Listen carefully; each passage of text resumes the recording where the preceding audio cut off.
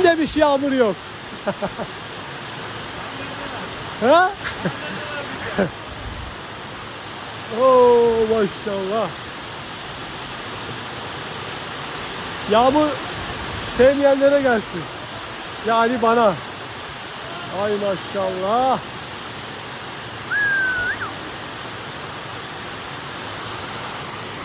Yani yağmur sevmeyenlere mi gelsin? Tabii ki de. Koy çayları o zaman.